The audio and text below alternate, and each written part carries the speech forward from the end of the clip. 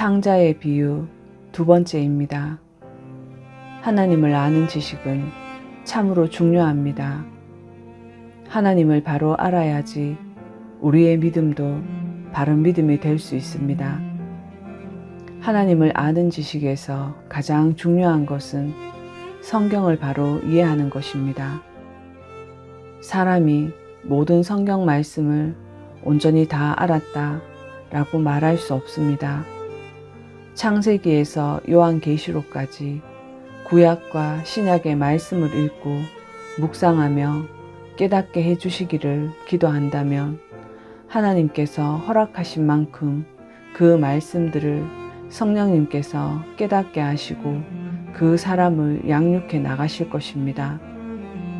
우리가 성경의 모든 것을 다 알아야 하겠다 라는 급한 마음과 욕심을 내려놓고 오직 말씀 앞에 순종하겠다는 마음으로 읽으며 기도와 묵상으로 나아간다면 하나님께서는 하나님만의 방법으로 그 사람을 성장시켜 나아가십니다.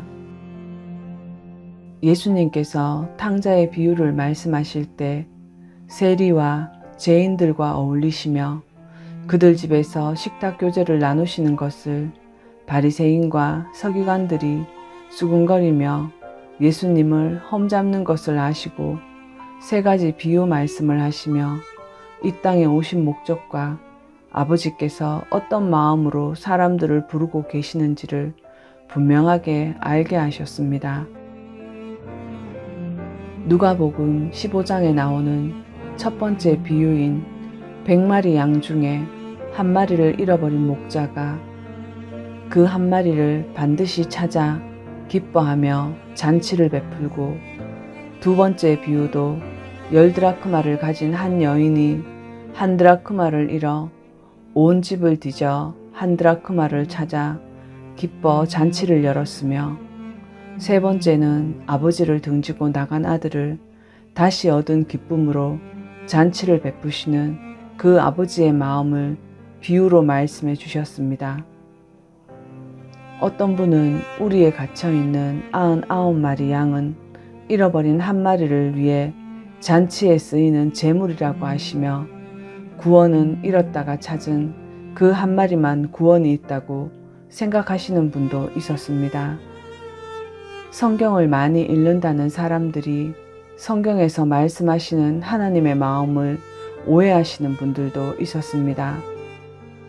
그렇게 오해하는 경우는 말씀을 마음으로 읽지 않고 자신의 생각으로 읽기 때문인 것입니다.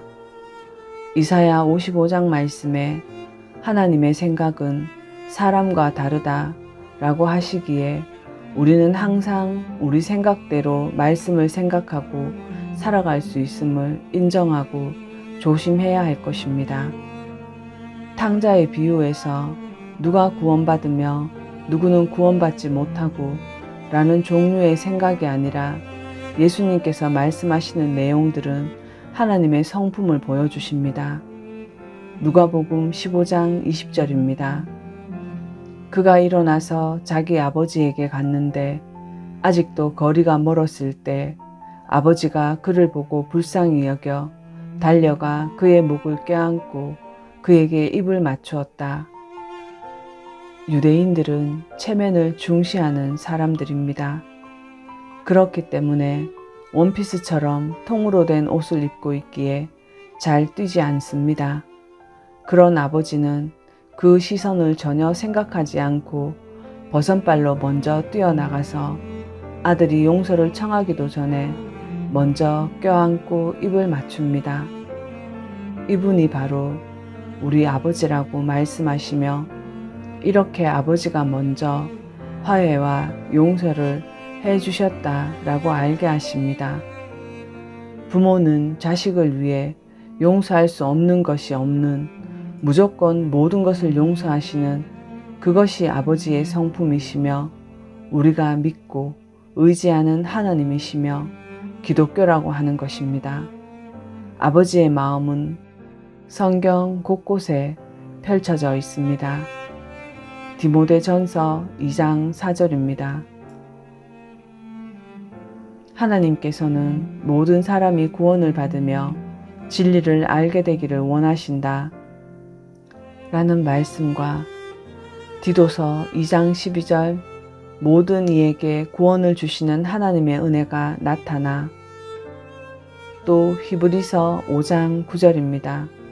온전하게 되셨고 자기에게 순종하는 모든 이에게 영원한 구원의 근원이 되셨으며 이처럼 예수님께서는 모든 사람을 구원하기 원하신다는 것과 아무리 많은 사람들이 있다 해도 단 한 명 그 잃어버린 내 백성을 절대 잊지 않으시고 찾아내신다는 말씀이며 그 잃어버린 백성이 하나님의 자녀이기에 부모된 하나님 아버지께서 자녀를 잃으시면 찾을 때까지 절대로 포기하지 않으시며 졸지도 쉬지도 않으시며 반드시 찾아내신다고 말해주는 것입니다. 첫 번째 비유나 두 번째 비유는 사람들이 가지고 있는 가치입니다.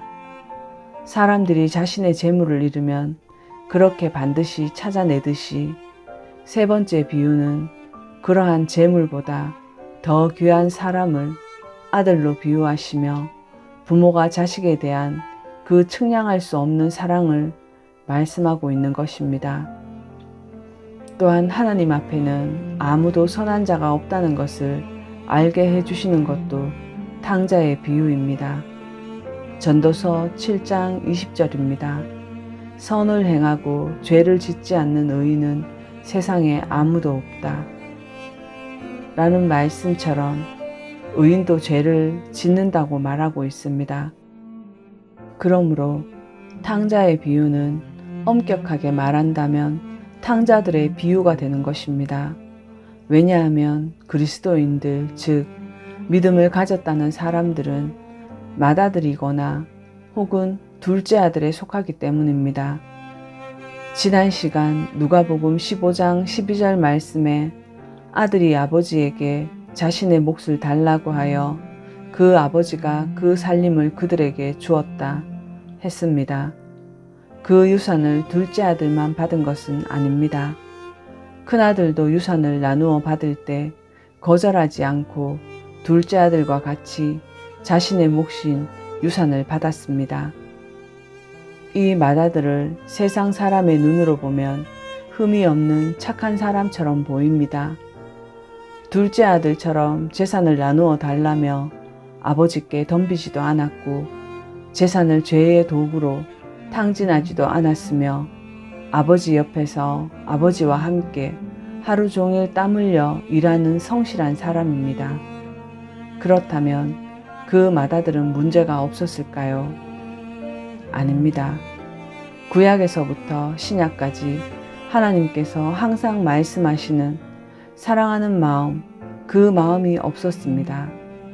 아버지의 안타까운 마음은 헤아리지 못하면서 단지 아버지 옆에 있다는 것으로 자신은 아버지의 명령을 결코 어긴 적이 없다 말하며 동생을 판단하고 정죄하며 자칭 의인이 되어 되려 아버지께 화를 내고 잔치에도 참석하지 않습니다.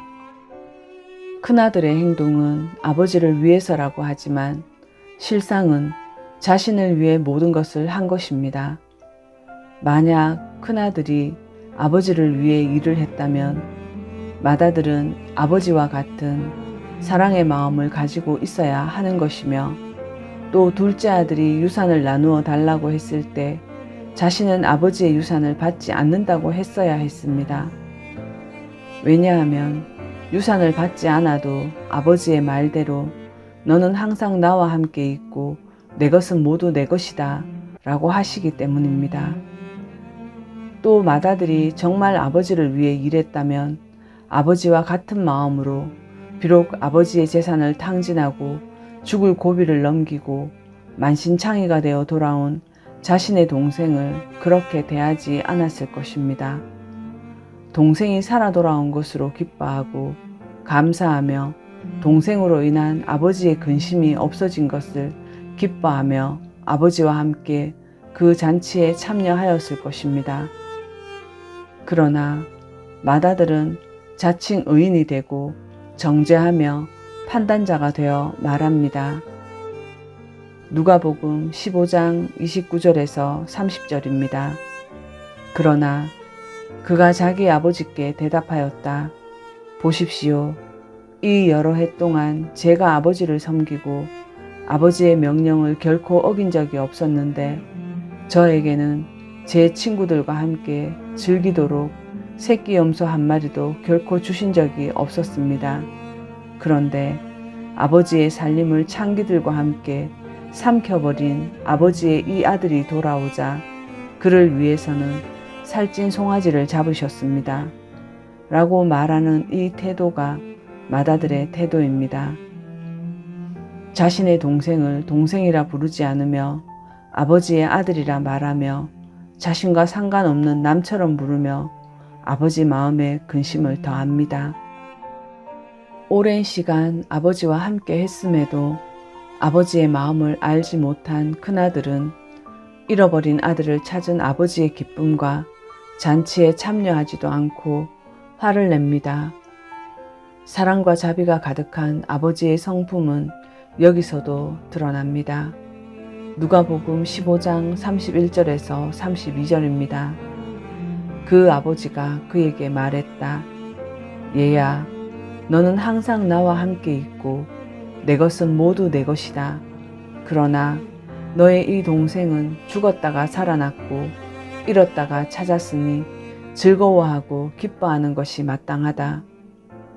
이렇게 아버지는 달래시며 큰아들에게 함께 잔치를 즐기자고 하셨지만 큰아들은 아버지께 자신의 그릇된 마음을 회개했다거나 화해했다거나 돌이켰다는 말도 없으며 함께 잔치에 참여했다는 말도 없이 말씀이 끝났습니다. 이 장면은 두렵고 무서운 장면입니다. 누가복음 13장 30절입니다. 이와 같이 나중된 자로서 먼저 되고 먼저 된 자로서 나중되리라 라는 이 말씀과 같은 장면이기 때문입니다. 이처럼 하나님께서는 잃어버린 마지막 그 한 사람을 찾고 나면 잔치를 베푸실 것입니다. 그때 자칭 의인들은 큰아들처럼 잔치에 참여하지 않고 자신의 의를 내세우다 마지막에 잔치에 참여하지 못할 수도 있습니다. 우리가 생각하지 못하는 또 한 가지는 마지막 때가 되면 의인과 악인으로 구분되어 의인은 구원을 받고 악인은 구원받지 못한다라고 알고 있습니다. 이것은 당연한 것입니다. 그러나 이 한 말씀도 기억해야 할 것입니다. 마태복음 13장 49절입니다. 세상 끝에도 이와 같을 것이다. 천사들이 와서 의인들 가운데서 악인들을 가려내어 즉 이 말씀은 구원받았다고 생각하며 열심히 믿음 생활하는 사람들과 스스로 의인이라고 생각하는 사람들 중에 하나님께서 인정하지 않는 믿음을 가진 자들을 가려낸다 라고 하시는 것입니다.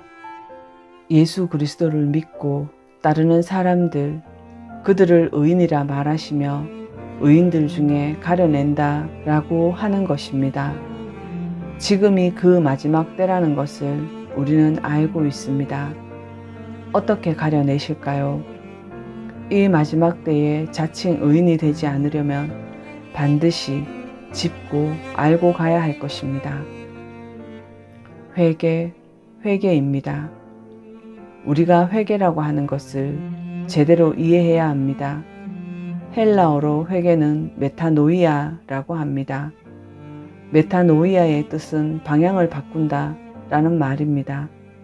어떤 사람이 잘못된 것을 깨닫고 잘못에서 방향을 턴하여 옮기는 것, 이것이 회개입니다. 믿음을 가졌다는 우리들이 죄를 뉘우치는 것을 그저 하나님 앞에 고백하며 눈물 몇 방울로 회개했다고 믿습니다. 아닙니다. 오해입니다. 헬라어나 히브리어는 회개를 고백하는 데 그치지 않으며 행동의 고침이 따라야 회개한 것이라고 말합니다. 삶의 변화가 없는 회개는 온전한 회개가 일어난 것이 아니라고 말하는 것입니다. 이것을 바리새인과 서기관들에게 들려주시고자 이 말씀을 하셨던 것입니다. 이 비유를 들은 사람들 중 서기관과 바리새인들은 오히려 비웃었습니다. 비웃는 그들에게 예수님께서 말씀하십니다. 누가복음 16장 15절입니다. 예수께서 그들에게 말씀하셨다. 너희는 사람들 앞에서 스스로를 의롭다고 하는 자들이나 하나님께서는 너희 마음을 아신다. 사람들 가운데서 높임을 받는 것은 하나님 앞에서 혐오스러운 것이다. 이 탕자의 비유를 통해 우리의 모습을 볼 수 있어야 합니다. 우리는 세상을 살아가는 동안 많은 사람들을 만날 것입니다. 그렇게 만나는 사람들 사이에서 자신의 모습이 첫째 아들도 될 수 있으며 둘째 아들도 될 수가 있습니다. 이것이 우리들의 모습입니다. 우리들이 아무리 열심히 노력하며 살아도 우리는 정결까지가 최고입니다. 우리에게 주어진 이 삶의 모습이 어떠한 방식으로 살아가고 있는지 스스로 점검하며 우리 삶이 아버지의 마음을 알고 깨닫고 순종하며 함께 동행하는지 아니면 맏아들처럼 자신을 의인이라 착각하며 판단과 정죄로 아버지 옆에 있는 것은 아닌지 살펴보아야 할 것입니다. 우리의 삶이 자칭 의인으로 살아가지 않도록 아버지의 그 사랑을 우리도 품을 수 있도록 말씀 안에서 구별된 백성으로 살아갈 수 있도록 성령의 능력을 부어주시기를 간구해야 할 것입니다. 말라기 3장 2절입니다. 그러나 그가 오시는 날에 누가 그 날을 견디어내며 그가 나타나실 때 누가 제대로 설 수 있겠느냐. 그는 재련하는 사람의 불과 같고 빨래하는 사람의 잿물과 같을 것이다. 이렇게 마지막 때를 말씀해 주고 계십니다.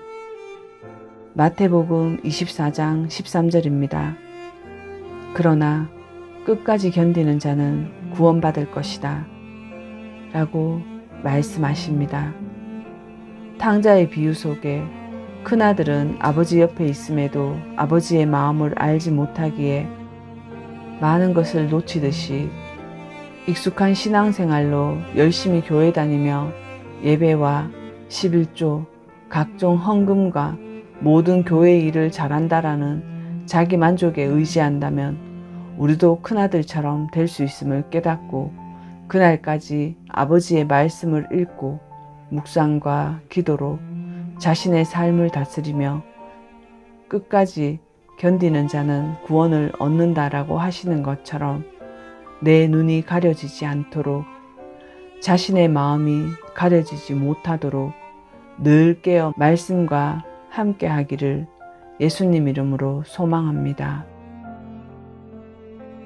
말씀을 마칩니다.